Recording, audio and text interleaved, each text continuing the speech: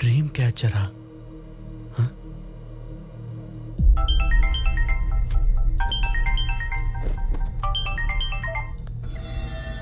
Hello, exorcist ఏడుకోండ్లా?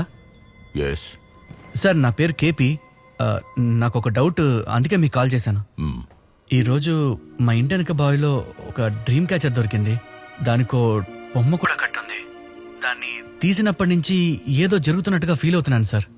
వెంటనే దాన్ని photo తీసి నాకు వాట్సాప్లో పంపించు.